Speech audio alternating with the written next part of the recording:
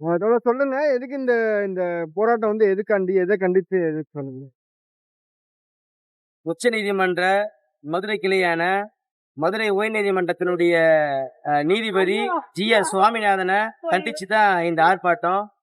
GR. Swaminathan தொடர்ந்து பல நீதிமன்ற அவமதிப்புல தொடர்ந்து மாட்டியிருக்கிறாரு. அதனுடைய ஒரு தீர்ப்பு தான் ஒரு தமிழ்நாட்டில் இருக்கக்கூடிய மதச்சார்பின்மை ஒரு நாட்டுல ஒரு அமைதியான ஒரு நாடு தமிழ்நாடு. இந்த நாட்டுல திருப்பரங்குன்ற விஷயத்துல தொடர்ந்து ஆர்எஸ்எஸ், பாஜக ஏதாவது ஒரு கலவரத்தை உண்டாக்கி, எதனாவது ஒண்ணு பண்ணி ஆட்சிய புடிக்கணும்னு நினைக்கிறாங்க. அதனுடைய தருவாயில சென்னையில இருக்கிற ஒரு நபர் வந்து சென்னைக்கும், மதுரை திருப்பரங்குன்றத்துக்கும் சம்பந்தமே கிடையாது. சென்னைன்னா பக்கத்துல இருக்கக்கூடிய கே.கே. நகர் சேர்ந்தவர் தான் அந்த நபர். அந்த இடத்துல வந்து வழக்கு போட்ட நபர். அவரு போட்ட வழக்குல தான் ஒரு பரபரப்பான தீர்ப்பு. ஒரு நீதிபதினா இருதரப்பு வாதங்களையும் கேட்டறிஞ்சு, ஒரு நீதிபதியினுடைய அந்த தீர்ப்புன்றது வந்து ஒரு நடுநிலையான தீர்ப்பா இருக்கணும். ஆனா, ஜி.ஆர். சுவாமிநாதனுடைய தீர்ப்பு வந்து நடுநிலையே இல்ல. அந்த தீர்ப்பு என்பது என்னடான்னா, அமைதியான தமிழ்நாட்ட கலவர பூமியா ஆக்கக்கூடிய ஒரு தீர்ப்பா தான் ஜி.ஆர். சுவாமிநாதன் தந்த தீர்ப்பு. ஜி.ஆர். சுவாமிநாதன் முதல்ல யாரு? அவர் வந்து ஒரு ஆர்எஸ்எஸ் காரரு. அவர் வந்து இந்துத்துவ அமைப்பினுடைய கொள்கை சித்தாந்தங்கள உள்வாங்குன ஒரு நபர். அப்பேற்பட்ட நபர்கிட்ட தான் இந்த வழக்கு போயிருக்குது.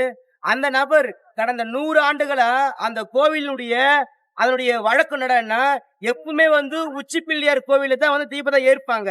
ஆனா, இந்தனுடைய வழக்கு என்ன சொல்லுதுன்னா, மசூதிக்கு பக்கத்துல இருக்கிற ஒரு எல்லைக்கல், அது எல்லைக்கல்லா இல்ல சாமியினுடைய இந்த கல்லான்னு கூட எதுவுமே ஆராயாம, எல்லைக்கல்லு தான் நாங்க வந்து விலைக்கேத்துவோம்னு சொல்லிட்டு ஒரு நபர் போட்ட வழக்க இவர் எந்த மாரி விசாரணை பண்ணான்றது தெரியல.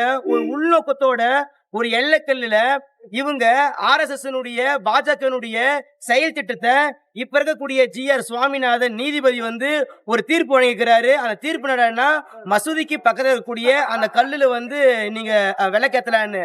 கார்த்திகை தீபம் வந்து முடிஞ்சு ஒரு நாள் வந்துச்சு.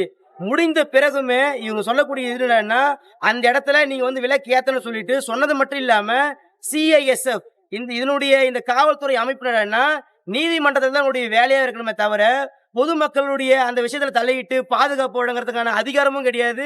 அவங்களுடைய வேலையும் கிடையாது. ஆனா நீதிபதி தன்னுடைய பதவிய துஷ்பிரயோகம் பண்ணி ஒருதலை பட்சமான ஒரு தீர்ப்பு வழங்கி கடந்த 2 நாட்களா தமிழ்நாட்டுல ஒரு கலவர போக்கா மாற்ற பார்த்ததுதான் இந்த தீர்ப்பு.